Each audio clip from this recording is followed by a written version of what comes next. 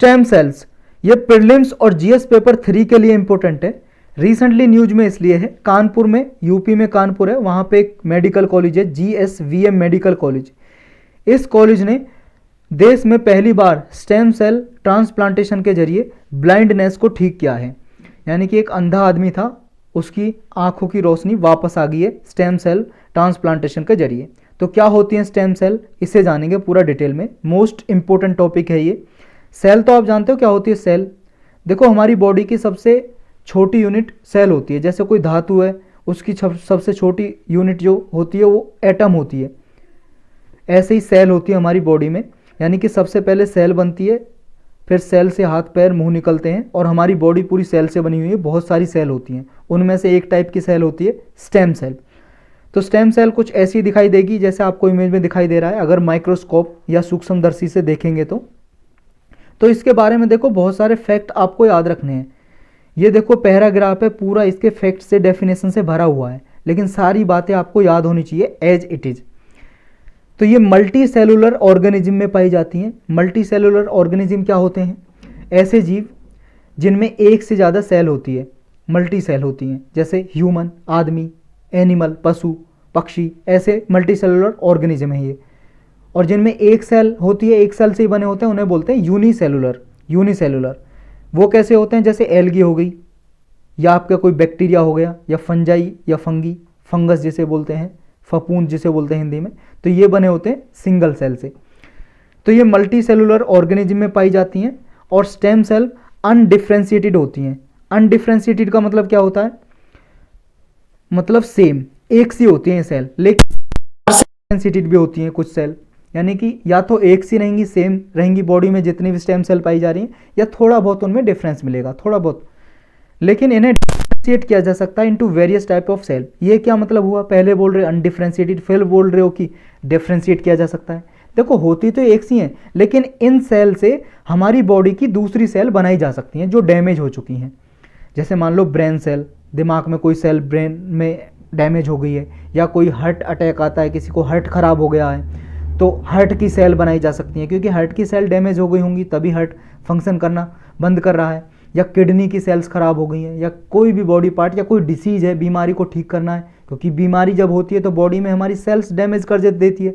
अगर वो सेल दोबारा बना दी जाएँ तो हमारी बॉडी सही से काम करने लगेगी। तो इन स्टेम सेल से बॉडी की वेरियस टाइप की सेल डेवलप की जा सकती हैं, और इन स्टेम सेल से दूसरी स्टेम सेल भी बनाई जा सकती हैं।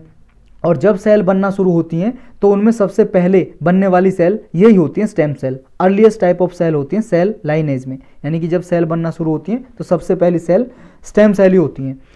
तो ये सेल देखो, इनके पास पोटेंशियल होता है कि हमारी बॉडी में डिफरेंट टाइप्स ऑफ सेल बनाई जा सकती हैं।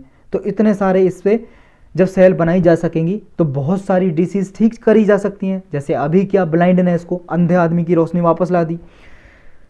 तो देखो ये राइट कंडीशन में बॉडी में ये स्टेम सेल डिफरेंट टाइप में डिवाइड हो सकती हैं। यानी कि इन स्टेम सेल से डिफरेंट टाइप की जब सेल बनाई जाती हैं तो उन सेल को बोलते हैं डॉटर सेल। और ये डॉटर सेल स्पेशलाइज्ड सेल होती हैं, स्टेम सकते हैं, या स्पेशलाइज्ड बॉडी में और सेल हैं उनको इनसे डेवलप किया जा सकता है। जैसे blood cells, brain cells, heart muscle cells, bone cells, हड्डी की सेल्स डेवलप की जा सकती हैं। और हमारी बॉडी में कोई ऐसी सेल नहीं होती है स्टेम सेल को छोड़ के कि जिनके द्वारा हम दूसरे टाइप की सेल जनरेट करते हैं। तो स्टेम सेल ऐसी स्टेम सेल होती हैं हमारी बॉडी में, ये ऐसी सेल होती हैं जिनकी वजह से हमारी बॉडी के बाकी के सारी बॉडी की सेल डेवलप की जा सकती हैं और फंक्शन किया जा सकता है। इसलिए इन्हें रिपेयर सिस्टम भी बोलते हैं, हमारी बॉडी का रिपेयर सिस्टम स्टेम सेल को। देखो डिफरेंट टाइप के टिश्यू होते हैं जिनमें ये स्टेम सेल प्रेजेंट होती है। जैसे ब्रेन में भी होती हैं ये सेल, बोन मैरो में होती हैं, हड्डी के अंदर जो बोन मैरो होता है उसमें होती हैं, ब्लड में भी पाई जाती हैं, ब्लड वेसल में भी पाई जाती हैं। तो इतनी जगह ये पाई जा सकती हैं। और दो टाइप की होती हैं स्टेम सेल। ये टाइप आपको याद रखें, बहुत इंपॉर्टेंट है ये टाइप। एक होती है एम्ब्रियोनिक स्टेम सेल, जैसा इसके नाम में आ रहा है ना एम्ब्रियो, तो ये एम्ब्रियो में ही पाई जाती हैं। एम्ब्रियो का मतलब क्या होता है? भ्रूण। देखो जब बच्चा छोटा सा बनना शुरू होता है गर्भ में 3 से 5 दिन का, वो होता है एम्ब्रियो। तो एम्ब्रियो में पाई जाती है स्टेम सेल। और ये जब ये एम्ब्रियो 3 से 5 दिन का होता है, इस स्टेज में इसको बोलते हैं ब्लास्टोसिस्ट। और इसमें लगभग 150 सेल पाई जाती हैं, लगभग 150 सेल।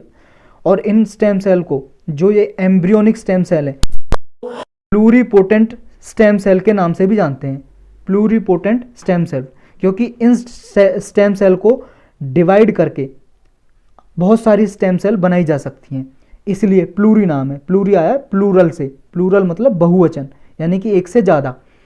तो प्लूरीपोटेंट स्टेम सेल भी बोलते हैं क्योंकि इनको डेवलप किया जा सकता है दूसरी स्टेम सेल बनाने में, 1 से 2, 2 से 3 ऐसे स्टेम सेल बनाई जा सकती हैं, डिवाइड किया जा सकता है इनको। और ये एम्ब्रियोनिक स्टेम सेल होती हैं हमारी बॉडी की जो डिसीज्ड टिश्यू या ऑर्गन होते हैं, जो यानी कि खराब हो चुके हैं, डैमेज हो चुके हैं, उनको रिपेयर करने के लिए सेल बनाई जा सकती हैं स्टेम सेल के जरिए। दूसरे टाइप की स्टेम सेल होती हैं adult stem cell. Adult stem cell जैसा इनका नाम में, ये एडल्ट टिश्यू में पाई जाती हैं, जैसे बोन मैरो में, एडल्ट या फैट में, चर्बी जो होती है बॉडी में, उसमें पाई जा सकती हैं। लेकिन देखो, जो एम्ब्रियोनिक स्टेम सेल होती हैं, जितनी पावरफुल ये एम्ब्रियोनिक स्टेम सेल होती हैं, यानी कि जितना यूज इनका होता है इतना एडल्ट स्टेम सेल का नहीं होता है, इनका यूज लिमिटेड होता है केवल। ये हमारी बॉडी में डिफरेंट टाइप की सेल बनाने में डेवलप तो की जा सकती हैं, लेकिन लिमिटेड वे में, यानी कि लिमिटेड इनका यूज होता है। तो इस वजह से जब लिमिटेड यूज है तो इसलिए एम्ब्रियोनिक स्टेम सेल ज़्यादा इंपॉर्टेंट होती है। लेकिन ऐसा नहीं है कि इनका यूज नहीं किया जा सकता। एक दूसरा तरीका है कि एडल्ट स्टेम सेल को हम डेवलप कर लेते हैं इंड्यूस्ड प्लूरीपोटेंट स्टेम सेल में, यानी कि देखो इसमें ही कुछ चेंज किए जाते हैं एडल्ट स्टेम सेल में ही, और चेंज करने के बाद इसको बना दिया जाता है इंड्यूस्ड प्लूरीपोटेंट स्टेम सेल, यानी कि इस तरह से काम करने लगती है जैसे एम्ब्रियोनिक स्टेम सेल होती है। तो इसलिए इसको बोलते हैं इंड्यूस्ड प्लूरीपोटेंट स्टेम सेल, यानी कि एडल्ट सेल में ही चेंज कर दिया इंड्यूस्ड प्लूरीपोटेंट स्टेम सेल। और ये देखो, ये सिमिलर टाइप से काम करने लगती है फिर जैसे एम्ब्रियोनिक स्टेम सेल करती है, और हमारी बॉडी में बहुत तरह की थेरेपी करने के लिए या डिसीज़ को ठीक करने के लिए काम आ सकती है। तो यही था स्टेम सेल।